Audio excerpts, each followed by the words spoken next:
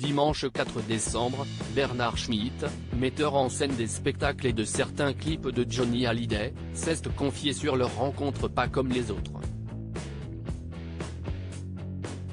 Il sort un ouvrage intitulé Johnny Hallyday, Private Access, signé avec Jacques Rouveroli qui se chargeait de la lumière et Roger Abriol au son sur ses shows.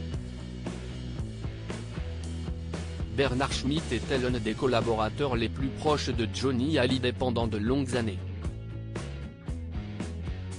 Metteur en scène des spectacles et des clips du rocker, il garde en mémoire de nombreux souvenirs qu'il a décidé de coucher sur le papier dans le livre Johnny Hallyday, Private Access, signé aux côtés de Jacques Rouveroli qui se chargeait de la lumière et Roger Abriol au son sur les shows du chanteur. Dans les colonnes du journal du dimanche, le 4 décembre 2022, Bernard Schmitt s'est notamment confié sur la manière avec laquelle Johnny Hallyday prenait soin de s'entourer dans sa carrière musicale. Il se souvient d'un soir où il est parvenu à convaincre Jean-Jacques Goldman de lui écrire des chansons. En 1984, Jean-Jacques Goldman se rend au concert de Johnny Hallyday au Zénith. Lorsqu'il se présente devant la salle de spectacle, les gardes de sécurité à l'entrée reconnaissent immédiatement l'interprète du tube Je te donne. Il fait prévenir les équipes du rocker qu'il est parmi les spectateurs ce soir-là. À l'issue du spectacle, Jean-Jacques Goldman est invité à rejoindre Johnny Hallyday dans sa loge. Lors de cette rencontre, Johnny Hallyday lui propose de continuer leur échange autour d'un dîner. Mais le père de Michael Goldman décline l'invitation. Il préfère rentrer chez lui, dans sa demeure située à Montrouge. Le rocker lui demande tout de même, peut-il lui écrire un album?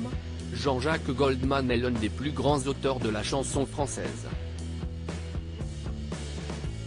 Après mûre réflexion, il accepte. Il lui écrira notamment L'Envie.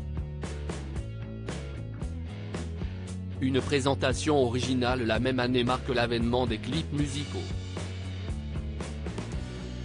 Passionné par le cinéma, Johnny Hallyday cherche à s'entourer et trouve en la personne de Bernard Schmitt un allié. Celui qui n'hésitait pas à se tenir prêt sur les coups de 5 h du matin les jours de tournage décide de tout donner pour qu'il accepte de réaliser des images pour ses projets musicaux.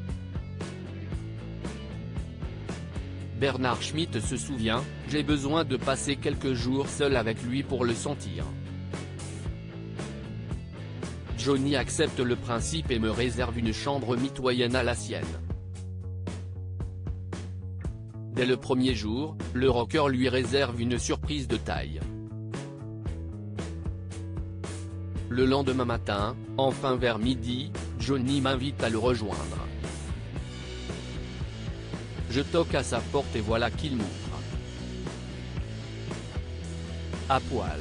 Après coup, je me suis demandé s'il avait cherché à me tester ou bien s'il avait voulu me mettre à l'aise. Voilà, je me présente à toi dans ma plus simple nudité et non pas comme un demi-dieu dans son habit de lumière.